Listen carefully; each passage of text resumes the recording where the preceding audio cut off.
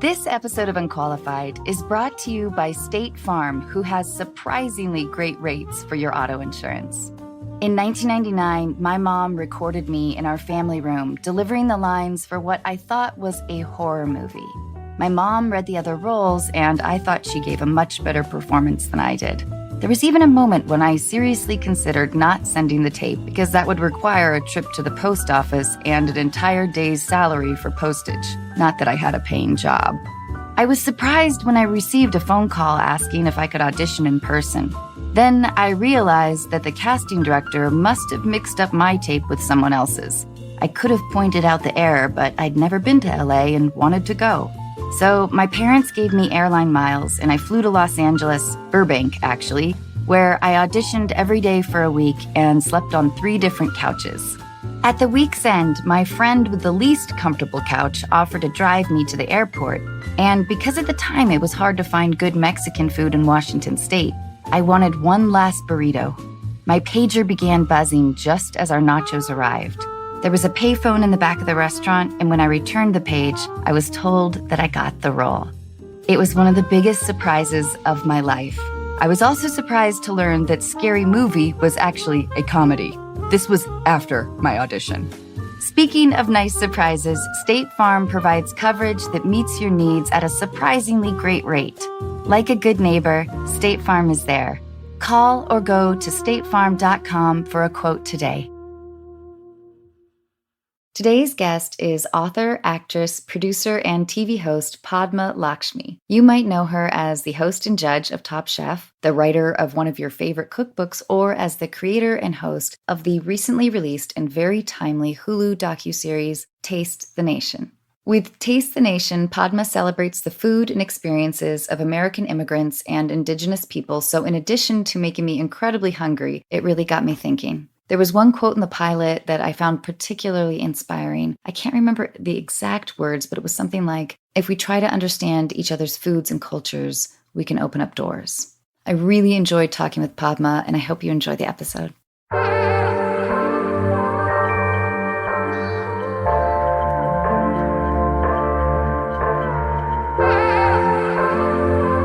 Ladies and gentlemen, you are listening to Unqualified with your host, Anna Faris.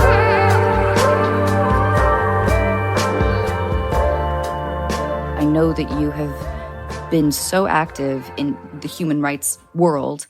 Am I correct? Did it start with the ACLU and then you became a Goodwill ambassador? Yes. Well, I had a women's health foundation that I started with my doctor for endometriosis about 10 years ago. And so I've been doing that work in women's reproductive health and also like the politics of it, frankly, and then that led me soon after the election to the ACLU because I saw how much immigrants were being vilified in this country. And there was so much negativity and just misinformation and racism coming out of the White House that I wanted to do something, not only because I'm an immigrant too, but because I just thought it was wrong. It was always my feeling that immigrants really built this nation, whether they're Scottish or Iranian or, whatever the newest wave is, right? Syrian. But I just didn't feel it was right. So I started working with the ACLU and I became an artist ambassador for them for immigration rights, as well as for women's rights and women's reproductive rights. And then that led me to the UN. And I've been working closely with the ACLU since early 2017, like right after the inauguration. And then the United Nations appointment came about last year. I have worked with the UN before. I used to work with UNIFEM years and years ago, which is now called UN Women. My sector of the United Nations is the development program. They have UN Women, UNICEF, which is for children. Then they have the refugees, that program, which is also very big. And then they have the development program. So those are the 4 sort of subgroups under the UN umbrella. And the development program is the largest of that. With you talking about your humanitarian work, because I have to compare it with the humanitarian work I've done lately. I sorted some laundry this morning. That's very humanitarian. Cleaned out the lint screen, loaded the dishwasher, but not very well. But Padma, you emigrated as a child with your mother. Yes. How was her experience from your eyes being new to America? Well, I saw her make a completely new life for us out of scratch. The reason that we came to America is because my mom had a very turbulent marriage, which was arranged, and we separated from my father after I was about 1.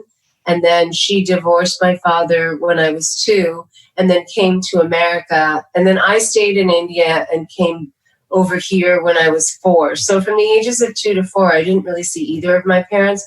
I was taken care of by my grandparents in India. And so when I did join her at the age of 4, I saw her work really hard. I saw her, go to work in the morning, come back after a full shift at the hospital with her feet killing her. I remember her going to night school for her master's degree.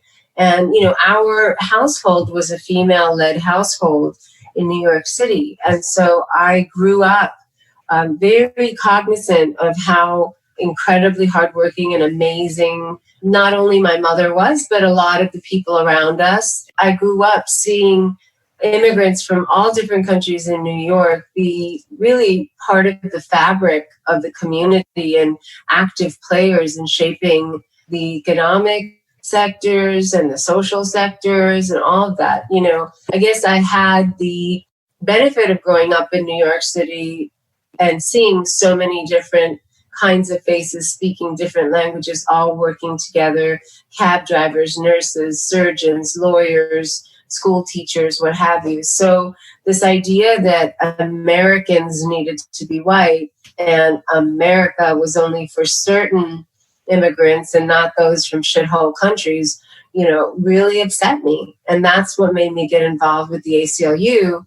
And then my new show, Taste the Nation, is really directly inspired by that work with the ACLU. I was able to watch your first episode, which is fantastic, and I want to talk to you a little bit about that. But I am intrigued. Were you resentful as a teenager that your mom worked so hard? Because I think it's hard to have perspective on that until you grow up and you understand just how hard people work. But did you guys ever have like a tumultuous... No, I felt sorry for my mom. I could see every waking moment of my day how hard she worked. I really resented her moving to Los Angeles, sometime when I was a preteen or a tween, I guess is what they call it now. I did not want to move to California because in California, everybody looked the same. Everybody was white until I, kind of got to high school. And then there were a lot of Latinos at my school. But I also didn't have the freedom I had in New York City. In New York City, I had a skateboard and I had a pair of roller skates and I was going everywhere on my own. I had pocket money. I was a latchkey kid. So I had free reign on the Upper East Side to do what I wanted. And then the minute we got in LA, I was like, I needed my mom to take me everywhere. Right. And at first my mom didn't even know how to drive, so she would take the bus to work herself. And I was just kind of locked in my little apartment with her. But then in 5th grade, I got a Huffy bike and that made it better. But, I didn't resent her for working a lot. What choice was there? I didn't know any different. I knew she worked hard. I knew she had to count her pennies. I knew that it was hard for her when back to school came around to get me all the clothes or, whatever kids need. And so I really didn't ever resent her for that. I resented her for other shit when I was a teenager, but not for that. Was she insistent that you have or learn the same work ethic? I mean, my mom, who's not an immigrant, at times I think she was transferring some of her goals in life a little bit onto me, which made me also believe that I could achieve goals. So I wouldn't change anything about that. But for her, like the mantra of don't ever depend on a man, like you need to make your own money. And that has been very definitive for me. I think I've probably lost some money because of that attitude. but I think that was important to me. And I wonder how much of an influence she was to your drive and your sense of self. I saw my mom, who worked really hard, but also loved what she did as a nurse and was a really benevolent force in thousands of people's lives, one by one, at the time of great vulnerability for them. But I did also see that, her choices were curtailed by her financial situation. And so I never wanted to be in that position. I always, wanted to make sure that I had control of my own life, of being independent. And I had never seen any different. So, that was not really an issue for me. I didn't think that some prince was going to come and save me. Well, I think that that's very apparent in how hard you work. We all work hard. Yeah.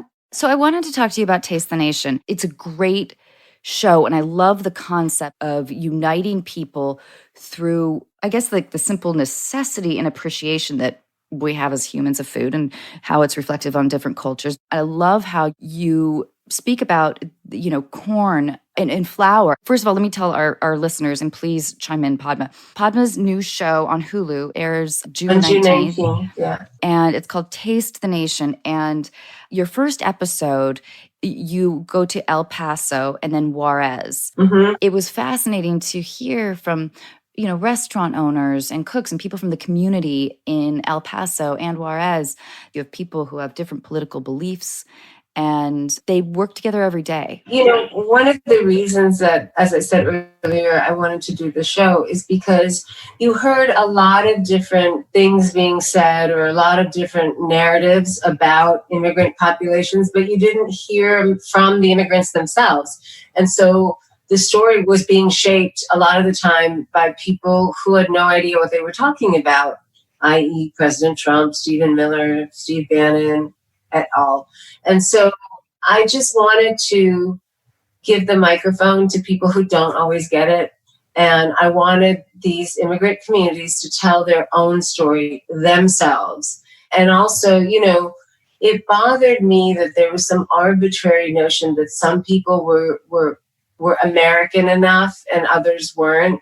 And it seemed to me that there was an inherent prejudice in that. And so I really wanted to examine what our actual country looked like. Like who lives in America? Not just like who are the most people who live in America, but who actually lives here in all its like specificity and nitty gritty. Like who are the new Americans and who are some of the older generations of Americans, like the Germans? Like let's look at that, because a lot of the tales that we tell ourselves as a culture are really short-sighted and don't take into account some very factual history, Right. And so like there were all kinds of things that I learned just in the process of making the show, but that I thought that were really worthy of bringing to light. This is a political show. It's not just about food and travel, although there is certainly a lot of that. Food is the language that people are used to hearing me speak. And so I felt that it would be the best instrument with which to prove my point. And when I was working with the ACLU, I would, give you my opinion on the immigration crisis. And I would use the personal details of my own life, my own immigrant experience, to illustrate the points I was trying to make. And that was fine as I got my feet wet and stuff. But after a year, I just got sick of talking about myself, frankly. And so, I wanted to find out what the experience was like for other immigrants in different parts of the country and in different places. And so that was really the point of the show. It's called Taste the Nation, which is a riff on, Face the Nation. So it is about food. It's about immigrant food. And it's also about using food as almost a Trojan horse to embed myself into these communities and get to know what daily life is like, apart from the policy that's coming out of Washington, apart from the newspapers and the TV shows where everything's kind of fuzzy at the edges. Like, what is daily life like for that cook at that car wash? When does she get up? How far does she have to walk? How does she feel about somebody wanting to build a wall? And this guy who's a Trump supporter and owns this car wash and is her employer and has been sitting in that rocking chair literally for 63 years. And, why is he a Trump supporter when all of his employees, who he says are like family to him, are obviously suffering at the hands of this policy? So those kind of, nuances, as you put it, but also complexities, they really interested me because life is never black and white. It's always layered and nuanced, and there's more than one side to the story. And for so long, and I'm sure you've had this happen to you because you're an actor in LA who happens to be female, for so long, the narrative about me was incorrect or not really accurate. And I know what that feels like. And for these communities, I wanted them to show us who they were in all of their humanity. And I wanted to prove my point, the point I had always had, that immigration is good. It is a good thing. It is a good thing economically. It is a good thing culturally. And it is certainly a good thing gastronomically. Because I'll tell you what, all the cool, interesting things happening in food right now, they're happening in those ethnic enclaves. They're happening in those immigrant communities. If you look at just the way that we order food or what Americans like to eat, it's not meatloaf and mashed potatoes. It's pad thai and tacos and sushi, whatever. But it's all of those things. And all of those groups of people have had a very big hand in making this country what it is. And I think that's interesting. I think even thinking about the term minority, it's the subconscious implication is that contribution has been minor, which it's of course been major. And whether it's music, food, culture, intellectual. Yeah. I love that your show, without hitting you over the head at all, it humanizes contribution, in a very tactile way. I wanted to ask you about the idea of colonialism and is there an undercurrent of racism in what's deemed exotic? Mm-hmm. Like the embracing of spices and educating the palate to new flavors? Mm-hmm. You talk about food that we might all know, but you're acknowledging the origins of these foods because, often there's an arrogance of discovery. Well, yeah, this is something I've obviously thought about a lot. I am somebody who celebrates different cultures and spices from all over the world. As you know, we've talked about this a lot when you were with me in Seattle. I think it's okay to borrow and enjoy and revel in another person's culture. I'm always pleased when someone is curious about Indian food or Indian culture. I want to share my culture and I want to find out about different cultures around the world. It is the basis for all of my writing and work in food. Here's the problem, though. What happens is this notion of new American food, right? That was a terminology that people used to describe, what kind of cuisine white chefs who had big fancy restaurants were cooking. What does that mean? New American food to me means same old white food, which has French technique, but using sumac and curry powder and, chipotle in their very white food. So using those things, like borrowing and begging from other cultures that they've been exposed to. Like the arrogance of inventiveness or something. Right. And to me, that's fine. That's what America is. Well, American food is this wonderful blend of influences from all the cultures that have come and settled in our country over generations. And it's an organic, ever-evolving, ever-shape-shifting thing. And if we can all agree on that, then there's a lot of room to enjoy every spice and every dish by all of us. What I have a problem with is that, things don't get any of the play they deserve until some white person discovers it. And all of a sudden, eureka, they've discovered turmeric. And hey, let's put it, in everything. Let's make a smoothie out of it. Let's put it in our soup. It's like the whole thing about rebranding broth as bone broth.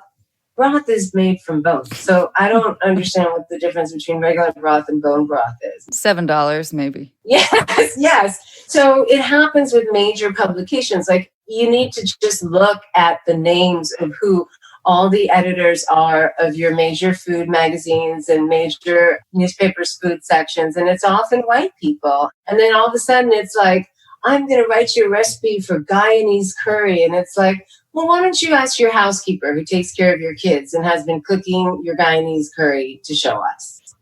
Because I'm pretty sure that's where you got it from. And again, it's not wrong for that white person. It's not wrong for me to write about, Mexican food or Chinese food, even though I'm Indian, as long as I give credit where credit is due. Right. As long as I say, I went to Jamaica, I did this photo shoot, I was there for a week. And, rather than eat in my fancy hotel, I loved this jerk chicken that I got on the corner, and they made it in a drum and I could feel the heat, and this is who made it and this is what their life is like. As long as you cite your source material, and then so a lot of times you'll see recipes that, will have coconut milk and turmeric in them. And all of a sudden they're not identified as curries. And it's like, of course this is a curry. You didn't just come on this after thousands of years. And so that's also one of the points of the show, is to let the people who are the originators of that cuisine, at least the ones who brought it to our country, let them explain their cuisine, rather than gentrified and regurgitated in a package that makes it go viral, Yeah. This episode of Unqualified is brought to you in part by The Pill Club. Do you need to renew your birth control prescription? Want to switch your birth control? Maybe try it for the first time. Whether you know the brand you want or you're looking for help finding the best option, the Pill Club medical team has your back. With the Pill Club, you'll never have to make a trip to the doctor or wait in line at the pharmacy. The Pill Club is a birth control subscription prescribed by a medical professional and delivered straight to your door for free in discreet packaging. The Pill Club carries over 120 FDA-approved brands. Most brands of birth control are free with insurance or Medicaid. Otherwise, prices start as low as $7 per month without insurance.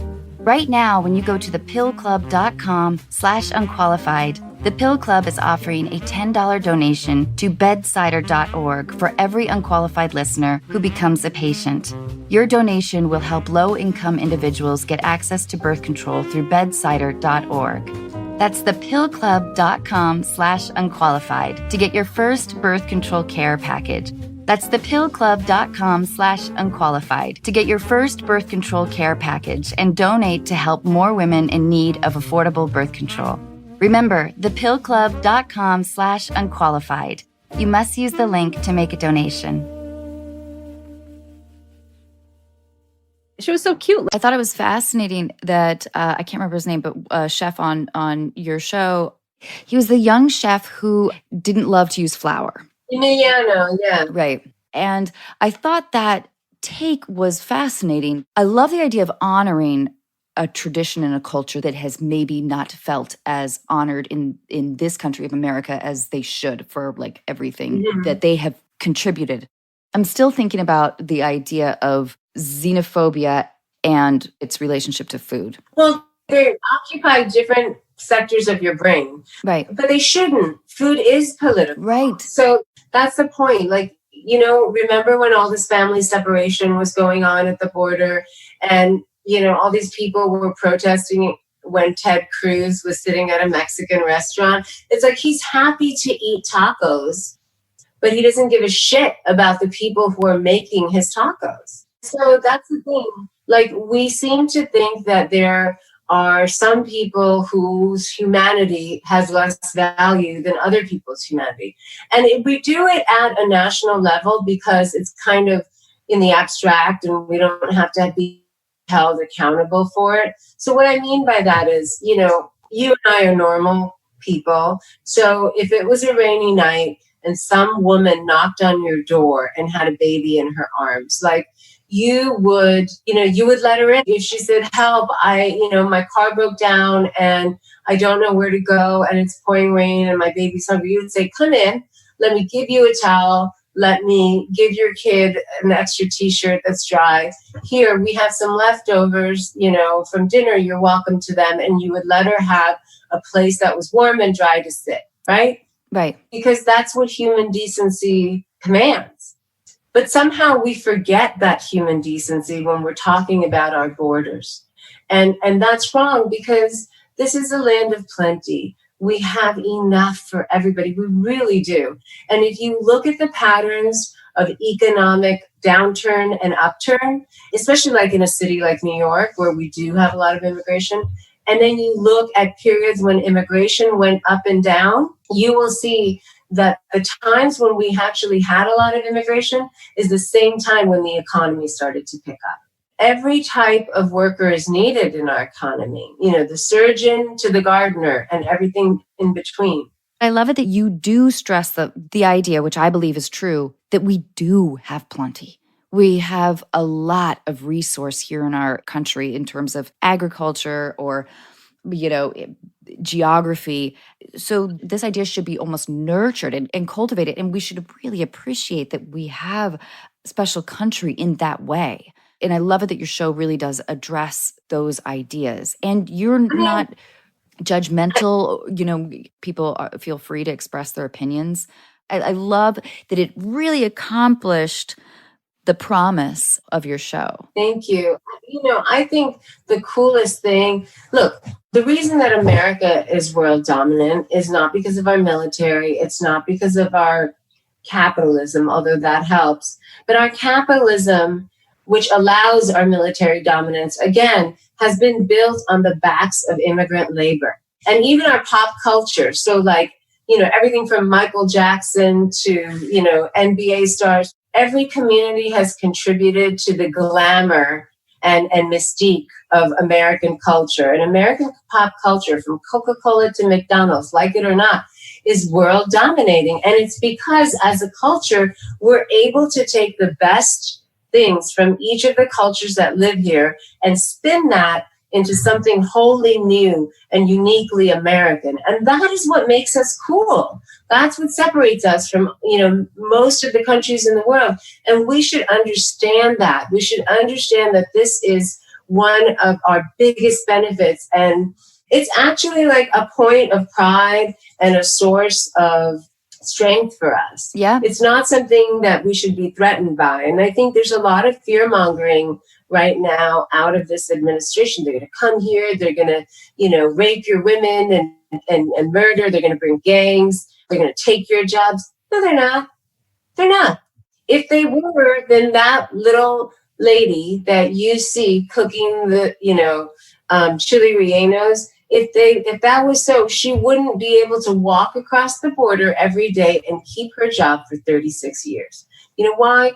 Because there's no one who can do it like her. Yeah. And every kid that's grown up in El Paso has gone there at high school, and that's a landmark, and has beautiful memories of going there after football games or the prom to get, burritos late at night or whatever. So I think that what people are trying to use to threaten us to be afraid of immigrants is actually the very thing we should enthusiastically embrace. I believe that. I love that. I feel like I could talk with you for hours about all of this. May I ask you some life questions now? Yes. Okay. What is your favorite ice cream flavor? Ooh, probably mint chocolate chip. I like that too. I also like coffee, Mm-hmm. coffee ice cream. Pistachio is really good. Pistachio's good. So this next question is, what is your favorite meal? But I really feel like I have to tailor that specifically to you. That's so hard. Depends on the day. What would you cook for your daughter? How old is your daughter now? She's 10, going on 25. Oh my God. She was so tiny when you met her. She was 3. I know. I was just thinking about that, and I was pregnant. Yeah. And Jack is now 7. I know. Ready to pop. I'm trying to think, what is my favorite meal? Well, I know what she loves. One of my favorite recipes that she loves is chili verde. Oh. So sometimes we make it with meat and sometimes we make it with beans or both. But it's a green chili with tomatillos. And that's one of her favorite recipes that I cook. She also loves my ragu and my tacos and my noodles. Oh, you're making me so hungry. What were you eating earlier? It looks like cereal, but I think that was just wishful thinking. We made crab curry yesterday because we're right at the beach. And so we went and we caught the crabs, blue crabs. Then we rinsed them outside. Then we boiled them. Then I made Krishna's dad peel them all and take all the meat. That's the only way. He's really good at it. That's a good skill. Yeah. So he took all the meat out, and then I made like a shredded crab curry. It's like a crab salad, really, but it's dry, and it just has fresh shredded coconut that we found at King Cullen over here, and just has like spices like chili and cumin. It's really easy to make, actually, because you just whiz everything in the blender. The hardest part is finding fresh coconut. And then you just cook that in a pan with a little bit of oil for half an hour on really low heat until all the water is absorbed. And that's it. And I was just having that with plain rice. It's so good. That sounds incredible. Okay, that's all I'll think about for the rest of this conversation. Okay, who has influenced your career the most? Who has influenced my career the most? MFK Fisher, the writer MFK Fisher. She writes about food. She was a New Yorker writer. She died in the 90s. She was also a humorist, right? She's funny. Her first big cookbook during World War II was called How to Cook a Wolf, and it's a great book. And so if anyone's interested, there's a beautiful compilation of all her writing called The Art of Eating, which is a great book. And she's just such a fine writer. Like, she could be writing about ball bearings and be like, oh my God, they're shiny, they're round, you know?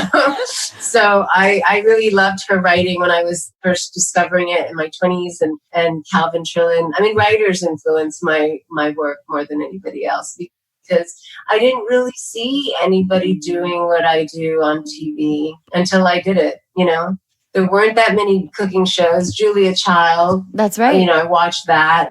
But other than that, I really didn't see anybody doing what I do right now. It wasn't a thing. Right. What is the best or worst advice you've ever been given? Well, there's two pieces of really great advice that I've been given. One is push against the open door. That is to say, if an opportunity comes to you, it may not be the first thing that you thought you should do for your career, but seize the moment. You don't know where life will take you. You don't know what you're meant to do.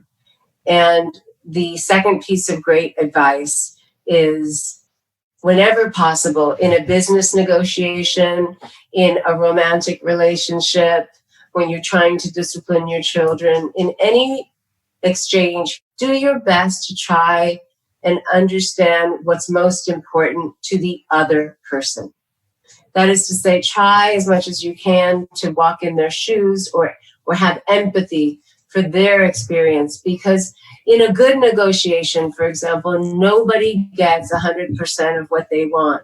But you also don't want to get everything you want and give that other person nothing, because, okay, you've got all the cards, but you're going to be dealing with somebody who's unhappy and who doesn't feel like they got a fair deal. And that kind of person does not make a good business partner, a good employee, a good network executive, you know? Right. You have to understand that everything's a give and take.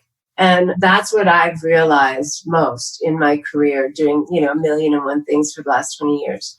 But the worst piece of advice, which I hear all the time, especially given to young actors, is don't give up on your dream. You know, don't give up. And sometimes you got to change course. You know, listen, if you're a trust fund kid and your family will fund whatever dream you want to pursue, that's great. But that is not really the reality for most people. Listen, I was a theater major. I thought I was going to be an actor.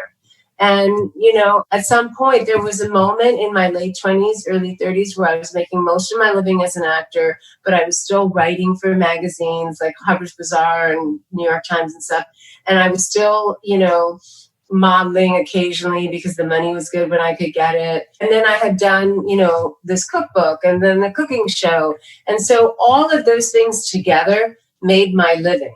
But if I had turned down that cookbook deal, if I had turned down that first show on the Food Network because I wanted to be a big, serious actor, like, who knows how my life would have turned. So I always tell people, like, try to pick a career where you can make a decent living doing something that you genuinely love. Now, you may want to be an actor, but you also may be really, really good at gardening. You may have some miraculous green thumb. Maybe that's acting is not your calling.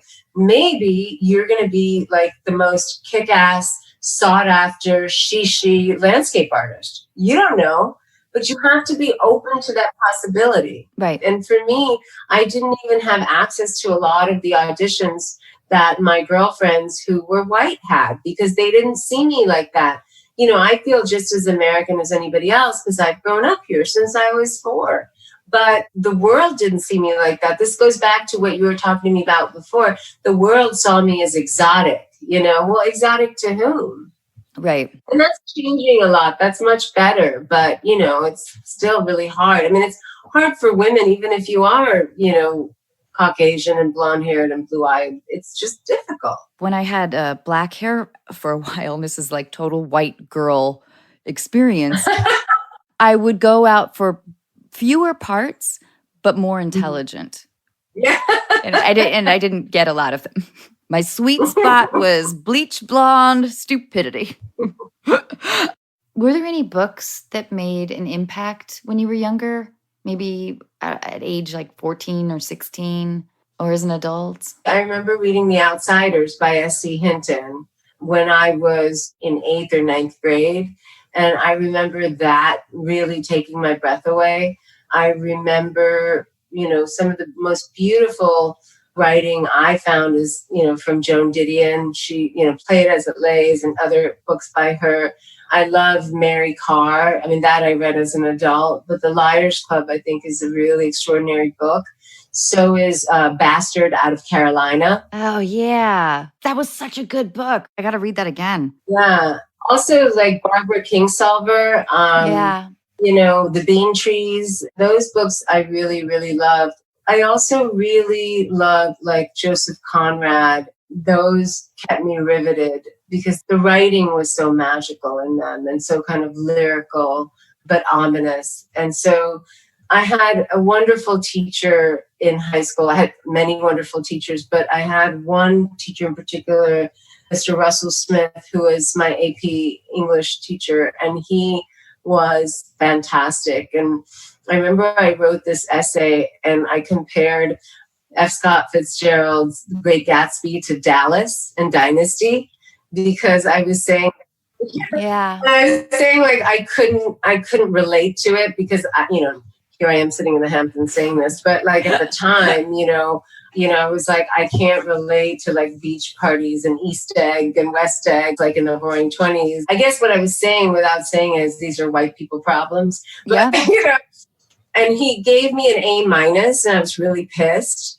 And so I was like, why? What's with the minus? And he's like, well, you didn't do the assignment I gave you. He said, I think your point is valid and your essay's interesting, but you got to do your homework first. So write the essay you were supposed to. And he was constantly like annoying me by like handing me things. He handed me Metamorphosis by Franz Kafka.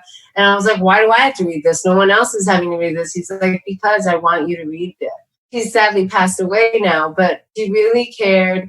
And also I had Mrs. Henninger. I was in regular English and, you know, I had that car accident my freshman year in high school. And so I missed a ton of school. So she didn't want me to fail. And she said, why don't you just write a bunch of like extra credit essays? And those can serve for like, you know, the midterm and things like that I had missed. And I remember I wrote her 3 sort of op-ed type essays and she read them and she said, you don't belong in this class. And she moved me up to honors English. And that's how, you know, I got in that program. But she was great. Like otherwise I would have just like floundered and been with the, you know, with the program that they all assumed I was in. That's amazing. Yeah. So I had very pivotal people in my life who really spurned a love of reading. You know, my grandfather also was a very well-read person. He loved books. And I'm a very slow reader. And I now think that I was probably, you know, dyslexic, but was never diagnosed with it. And I read so slowly. It's embarrassing. Like I can't share a newspaper with anybody because they're always done in half the time I'm done. And then they're like all impatient on me, you know? So Padma, what makes you laugh? my mom makes me laugh inadvertently. Why? Because like she's such a sweet little woman. And now she's like, whenever I go to her with a problem, you know, she's getting older. I mean, I'm going to be 50 and she's going to be 76. She'll say stuff like, just pray on it. And I'm like, that is really not helpful, Mom. You know, so my daughter's really funny. I always gravitate towards funny people for friends. So a lot, you know, a couple of my friends are comedians or writers. And so they make me laugh. Like I will fuck a garbage can if I think it's funny. Like you know, that to me is the most attractive quality in any human being. And so I look for people to make me laugh. I love the writing in work like Frasier, you know, that kind of back and forth tennis match that happens. I love that. I really, really appreciate those kind of things. I love humor too, but it has to be quick still, like quick-witted, you know? Yeah. Padma, what is a trait you dislike in others? Carelessness. I know that's such like a boring answer, but I find that we often don't care enough to do something thoroughly, to investigate something thoroughly, to think before we speak, to leave the room as we found it for the next person. To me, carelessness is the opposite of empathy, which is to me also the best trait in people.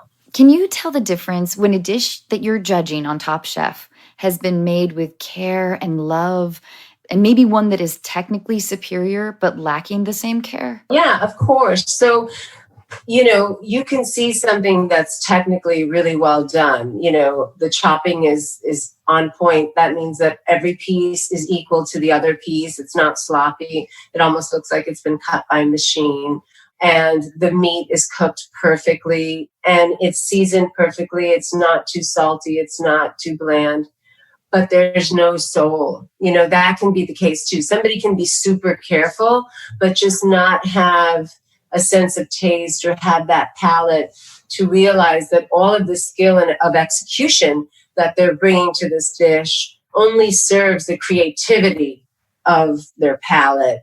And so other times, you know, you'll have dishes where you can tell the cook isn't as experienced, but everything tastes really good. It's just messy. And like the cuts aren't equal and maybe it's burnt on an edge, but man, that sauce makes you want to lick your fingers. So what do you do with that? You know, you give them both very specific feedback, but at the end of the day, it's a professional competition.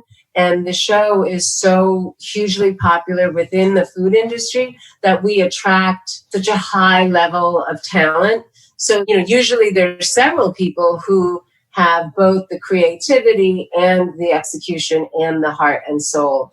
You know, when you see sloppy work on Top Chef, it's because time got away from them, especially in the last, you know, few years. Maybe there were a couple of clunkers when we first started, but now the show's audition process weeds those out naturally because there's such a big group of people that want to be on it. In fact, a lot of restaurateurs or owners will give their chefs paid leave to be on Top Chef because it's such good publicity for their restaurant. Of course. This episode is brought to you in part by Plant Botanical. As everyone slowly comes out of hiding, many of you are asking the same questions. Am I ready for actual human contact? Should I swipe right? Will they look like their picture? Do I look like my picture? Is that the face of an axe murderer? Do I really want to take off these sweats? And for those of you who get that far, what drink should I be casually sipping? I have the answer to that one. While your date sits awkwardly silent, stunned by your good looks, dazzled by your intellect, or wondering how to dispose of your body, the drink in your hand should be delicious, refreshing, crisp, clean, Plant Botanical Vodka Seltzer. Weighing in at only 1 carb, made with real fruit and botanicals traditionally used for stamina, immunity, and detox, Plant Botanical is already thinking about your future encounters. Follow and DM at Plant Loves You and share a story or video of your funniest, wildest, or most awkward date for a chance to win up to $1,000 for your next one. Plant Botanical, your perfect companion while you look for your perfect companion. Available at Target, Pavilions, Vons, Total Wine, or visit plantlovesyou.com to find a store near you. Plant Vodka and Vodka Seltzer. Just the good shit. I've been watching, out of weird comfort, these YouTube videos about like cruises and train rides and things that feel like contained space, but yet they're going someplace and it doesn't even matter. Anyway, it like calms my brain. So I was watching this thing, or like a cruise, whatever, and they were showing plates of the food, and I was noticing like how many garnishes and flourishes there were to a dish, you know, whether it's a chocolate curl or, but I was thinking about the elitism of the aesthetic because it feels like an acknowledgement of wealth and fanciness in an unnecessary way sometimes. Do you know what I'm saying? Yes. I mean, look, there are restaurants that are certainly guilty of that, but they make a shit ton of money, you know, because the diner feels special because, again, somebody has taken the care to mold that carrot into a dragon or whatever, you know, whatever. Right. And it's funny because in the Thai episode, I don't think it's in the final cut, but I remember cooking with Saipin, who is the chef and owner of Lotus of Siam. And if you're ever in Vegas, go to that restaurant. It's the best Thai food I've ever had. I will. You know, her particular story is that she was from the village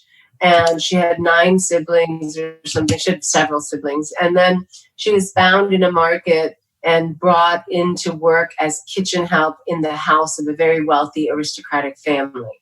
And then the boy in that family fell in love with her. And he went off to college and he wrote back to her saying, I want to marry you and all this stuff. And she said, they'll never agree. I can't do it. I can't do it. And so she would take those letters and show his father right away. This is her life story. And because she was young and sweet, the grandmother of that household made her caretaker. And so she was responsible for taking care of the grandma, but also cooking. And that grandma, that aristocratic grandma, happened to be an amazing cook of royal cuisine. So Saipin learned the peasant village food, you know, of her part of the country. And then she learned the very royal and aristocratic cuisine as well. And she blends these two in her cooking, which is why it's so delicious and amazing. And I asked her, I said, what is the difference between the two types of cuisine? And she said, just the presentation. There's no other difference. Interesting. Did she say it like it was a secret? Or is it just like this should be factual knowledge that everybody should? No, I mean, I think she just, you know, she thought about my question and she matter of factly answered it because I don't think anyone had ever put it to her that way. And as a foreigner, you know, as a non-Thai person, I saw some similarities in different dishes. So just out of intellectual curiosity, I wanted to know because that to me seemed the secret of her success, that she had both these bodies of knowledge.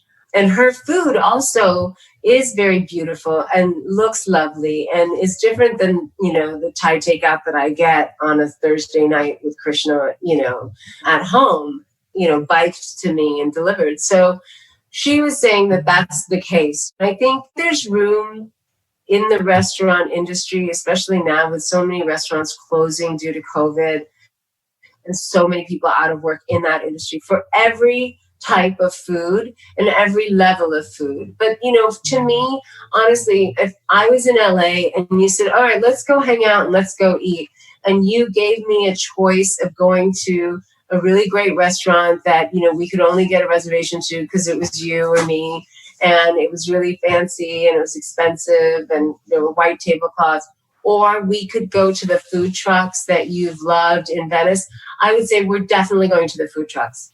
Definitely. I love it. Because that's the kind of food that I grew up with. You know, my mom and I couldn't afford to go to these fancy restaurants. So until I became a model after college and went, you know, traveling around the world and eating at some of these places, I did not grow up eating that way. And it's not how most of the human race eats.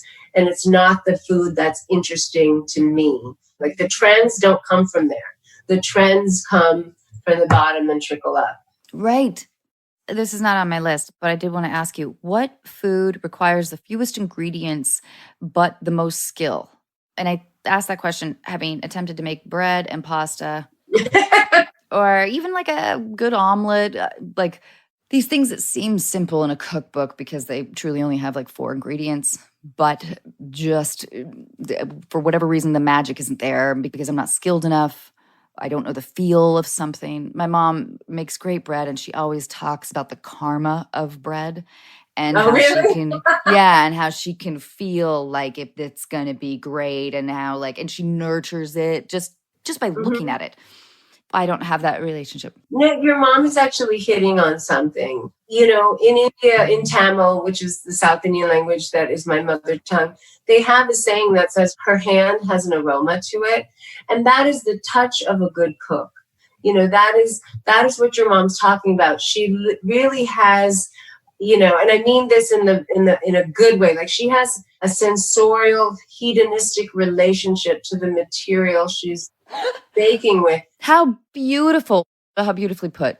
You know, it seems to me like people cook with their minds, but it's sort of like painting. You know, you paint with your fingers and paints, but you really paint with your eye. In food, you really paint with all of your senses. You really cook with your eyes, yes, but also your sense of touch. I mean, sometimes when I do these cooking videos on Instagram, I'm always afraid that people are going to get grossed out because I've always got my hands in everything. It's how I grew up cooking in America, but also in my grandma's house in India. But I can feel when something is done. I can look and tell by the color whether it needs to cook more. I can tell whether a spice is burning by how frequent the rhythm of the popping is in the oil. I can listen for that. And so cooking is a very sensual experience, you know? And I think the further you're disconnected from that sensorial, visceral experience of cooking with your body, with your sense of smell and taste and sound, that is when cooking becomes harder. Because then you're just relying on measurements and instructions. But, you know, we live in an organic, movable world. So if you're baking in Aspen, you know, things bake in different ways in that altitude. And so there's no way that you can know that unless you've read it or have someone in your family who's a good baker and has been to high altitude. So things are hard when you don't have any connection to them, not only an emotional or intellectual connection, but also a physical connection to them. I'm a firm believer that anyone can cook. Anybody can cook, you know, like that guy in Ratatouille says. Whenever people tell me, like, I can't cook, I'll say, I will teach you how to cook. I just need a couple of hours and not a couple of days. But I'm convinced. I love in Taste the Nation that scene where you're in with the corn, the blue corn, and you're like, what do you say? You describe it as... It feels so good. Yeah, I think that tactile sense is something that I don't necessarily have. And my mom, she knows when her yeast is working well. It's pretty remarkable. But she knows because of experience. And I bet the reason you don't have experience is because your mom is such a good baker. Like that, I noticed that a lot, you know, like my mom is a borderline hoarder. And I am like OCD about keeping things neat and orderly. You know, I know that sooner or later I won't be able to take it. So I keep everything as relatively clean as I can. It's a reaction, right? So probably you never had to learn that skill because your mom was a great baker and you didn't need to flex that muscle, but it's there. Oh, I hope so. Okay, wait, here's a more difficult question maybe. What's a trait you dislike in yourself? And I'm always 15 minutes late. Oh, really? You were on time. You were before I was here. I know, but that's because I didn't have to go anywhere. I mean, it's just life, you know. Also, like, meetings go longer, and I don't want to cut someone off and be rude, so then that backs me up. Shit. No, you're not. Don't worry, you're fine. And I also wish I didn't snack so much. I consume most of my calories after 10 p.m., and if I didn't eat as much, I wouldn't have to exercise as much. And I have whole second dinners on a regular basis. I love that. I wish I had better discipline about how much food I'm consuming. Now I'm talking about like when I'm not consuming 8,000 calories a day for Top Chef. I'm talking about in my private life. I get that though. It's like the time you can relax during a day and you're not trying to rapidly shove something in your mouth. You can actually enjoy food and enjoy like a peaceful minute. That makes complete sense. To whom would you most like to apologize and why? That's such a good question. Personally, I've been kind of waiting to answer this on the podcast myself because it feels like there's definitely a few, but also because it feels so vulnerable. And I might not be ready to apologize to some of the people on my list. I don't even remember her last name, but she was a friend of mine freshman year. Her name was Nicole. She was very beautiful. I'm sure she's still very beautiful. And I used a term, a racial slur that I shouldn't have to describe something. It wasn't that I was calling her that, but I was using it to describe something. And the moment I said it, I winced, but I didn't have the courage to apologize to her then. And I still think about it all the time. If I knew her last name, I would try to track her down and, apologize to her now because it bothers me enough that I think about it a lot. And I think I was just kind of repeating what had been done to me, to her in like a passive aggressive way. And it was wrong. And I knew it was wrong when it came out of my mouth. And I shouldn't have said it, Yeah. Hopefully we can use these things to grow. The fact that some of these hurtful things are still haunting us hopefully means that there's been a lot of digestion within ourselves. And hopefully we can, make sure that our children are better informed or don't say painful things. It's also one of the reasons that I wanted to do Taste the Nation, because I thought it was an opportunity for me to make some of these communities more approachable to a larger public. And, these people that don't believe in immigration and stuff, I don't want to just get on my soapbox overtly and be like, Republicans bad and liberals good and all that stuff. That doesn't interest me, which is why we have Maynard on there, as well, because I wanted to at least be as balanced as I knew how. But I think that we've stopped listening to each other. We've stopped admitting when we're wrong. We've stopped dealing with our shame so that we can overcome it. And so we hide it or we, deny the thing that we've done that gives us shame. And I'm hoping that if I have one hope with Taste the Nation, it's that it inspires curiosity in people to get to know their neighbors. Like if there's a Thai family that moved in down the street or a Nigerian kid that comes to your kids' class in the middle of the year, I'm hoping that seeing a program like this will make you more curious about people who don't look like you, but who are like you, because they too want to take care of their kids and have a happy life and just be peaceful and go about, finding their own comforts and dreams. And, just because we speak different languages or eat different foods, that is a universal value, and that it's okay to make friends with people who don't look like you. They're not here to steal your house or take your job away. It's like people are afraid to re-examine their beliefs or how they describe themselves. They're afraid to be wrong. Yeah, I'm always suspicious of people who don't regret anything or who say, that they think exactly the same way that they thought when they were 16 or 26 or whatever as they do now. It's just foolish. And there's things that I look at from when I was in my 20s that I'm like, what the hell was I thinking, But that's the process of becoming who you're going to be. You're going to say and do some dumb things. We all have. Right. I think it's a lack of introspection in a lot of cases. And it is insecurity to, expose yourself to new ideas and think that you could have been wrong all along. For instance, I love my grandparents. I'm so close to them. They're actually like parents to me. My grandfather's passed now, but I can see now as an adult, my grandfather was racist. there's huge color prejudice in India and caste prejudice. And he definitely was guilty of that. My grandma too, like, I don't think she cares now, but when I was growing up, she wouldn't let me go out and play in the sun because she thought I would get too black. She was like, why are you going out before 4:30 and why don't you have your umbrella? It wasn't because it was raining. It was because she thought my skin was going to darken in the heat of the Indian sun. Right. What haven't you taken the time to learn about?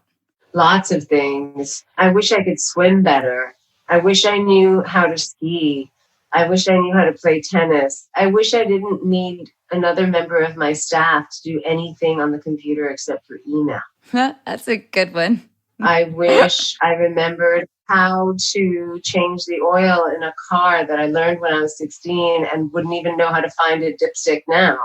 I wish I was more self-sufficient in those kind of practical things, But the swimming is a big one. Like, I hate the beach, but here I am in the beach house, and I'm just always in this writing room that you see, tapping away. I'm either reading or writing. And it's not because I'm too nerdy and posh to be wasting my time doing leisure activities. It's because I don't know how to swim and I'm really klutzy.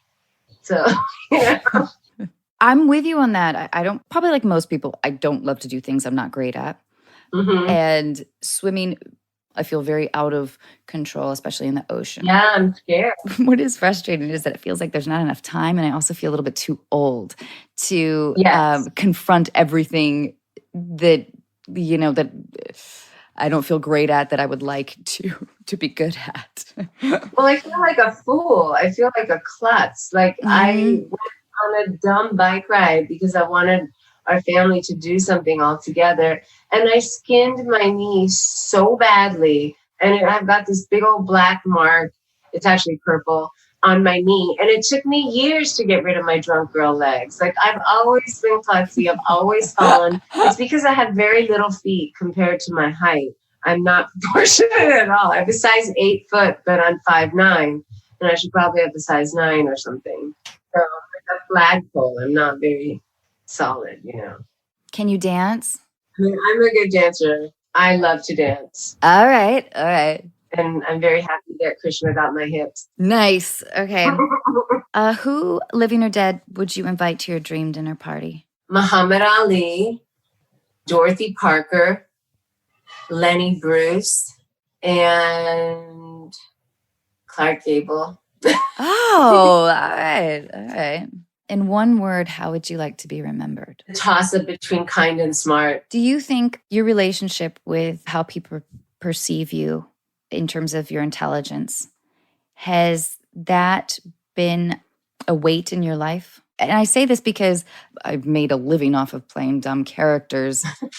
It takes a smart person to do that. That's not an accident. Thanks, Padma. I think early on in my career, especially as it relates to Top Chef, I felt a huge amount of imposter syndrome. I thought someone was going to find out that, I didn't know what the hell I was talking about because I'd never worked in a restaurant or on the line. And, I never went to culinary school. So I did feel insecure about people not taking me seriously. Also because of what I did for a living. I was a model for so long, and I went to college before I started modeling, thank God, because my mom made me. But, people didn't really know that. And even if I have a college degree, so what? I think I felt an extraordinary amount of guilt is the truth because, there were people in my family with graduate degrees who were genuinely brilliant, who made a fraction of what I did for basically standing around in a bathing suit or lingerie. So I had a huge chip on my shoulder about that. I don't anymore because I think my writing has spoken for itself. And I like to think I have enough humility to, honestly admit when I don't know something, because I know that that's the trick to finding out about it rather than pretending. So I don't feel that anymore, but I did feel that even up until 6 or 7 years ago. Well, there's nothing irrational about a degree of defensiveness because we get that. We overhear somebody being like, oh yeah, Anna's still in hair and makeup.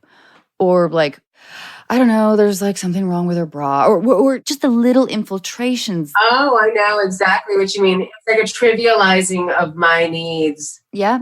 So therefore, part of the reaction is like, no, wait, I want to show you guys that I'm of value, that I'm here for a good reason and that I can contribute. I don't mean to speak for you, Padma, but I think that that's where my defensiveness came from. And it is dissipating as I get older, for sure. Partly because I'm exhausted. Well, I think it's also because, as women in entertainment, you are expected to look one way and you do get objectified, and your physical appearance and attractiveness, regardless of what role you're playing, is a major factor in how much you are hired. Like, that is just the fucking truth. I wish it weren't. And there's certainly glorious exemptions to that rule. But, you have to worry about your bra. And I bet whoever your male counterpart is on whatever show or movie you're doing, if they're male, are not going through 2 hours of hair and makeup. They're probably going through half an hour of makeup, and they probably do have makeup, but it doesn't look like they have makeup, Right. There's so much more expected of us, and then we get ridiculed for caring about that stuff. I don't care if I look beautiful. I mean, I do because I'm vain, but I look a certain way on Top Chef for a very specific economic reason. To keep the show fresh, to keep it exciting, to keep it glamorous, because we're going to fancy restaurants and everyone else except for Gail and I are in either chef coats or a suit and tie. So we want to make it enticing visually. Television is a visual medium, but I can feel the eye rolling sometimes. And now I just don't care. I love that.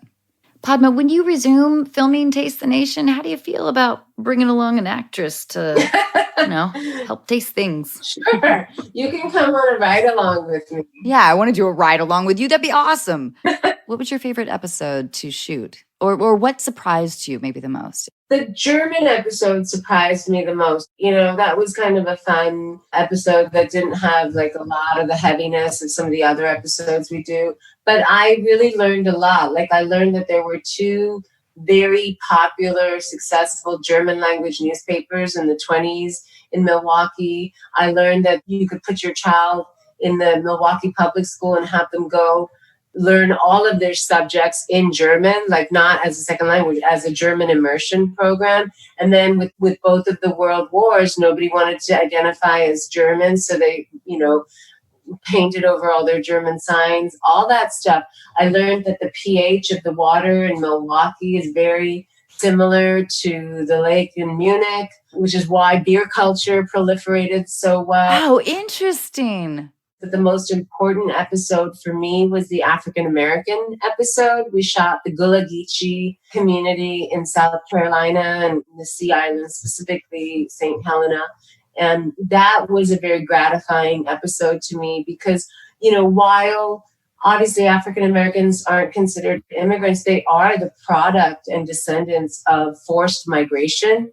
And we never look at their cuisine independent of their attachment to white colonialists. And so I wanted to look at that and place African American food in its own ancestry because it's a big part of our culture and we're benefiting from it now. Like, most people don't realize that many enslaved people were brought here from certain West African countries because of their specialized knowledge in rice cultivation. So, they weren't just like random labor. They were brought here because they had a body of language that the white folks who were buying and selling them did not. It is the engine that fueled the economy, especially in the South.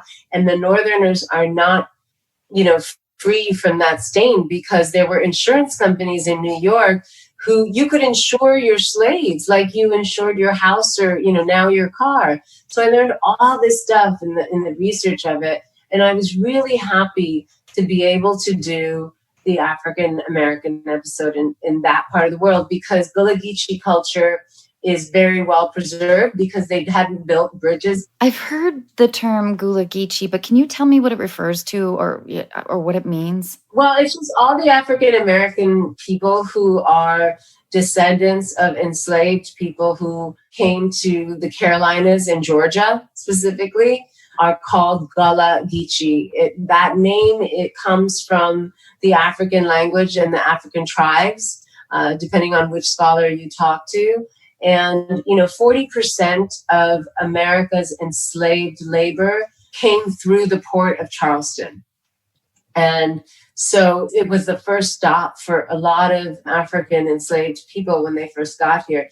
So because they didn't build bridges to these sea islands until the 50s, that culture was preserved. The Gullah Geechee language, which is actually an amalgamation of different African languages and dialects. That's why we go there and we look at red rice, because when you look at the dish, the southern dish of red rice, you can see that it's so clearly the descendant of jollof rice from Nigeria. Huh.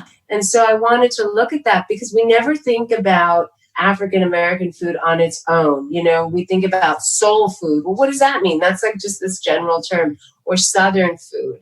And, most of Southern food, it can be argued, was actually made by African Americans. It's really exciting to talk about your show during this time. Thank you. Because it does give me moments of hope, because I think that your mission to open up dialogue through talking about food and this broader picture. Well, that's what I wanted to do. Also, it's a lot of fun. Like, it will make you hungry. It will make you have the munchies without ever smoking anything, because the food, the cinematography is very purposeful. I wanted a lot of food porn in there, and I certainly have experience from years and years of doing food television to know how to do that. Yeah. I hope that it's really entertaining, and then that you come away having a good time, but really learning a lot that starts conversations at people's dinner tables. Well, thank you so much. My pleasure. Padma, it's such a good show. It really is.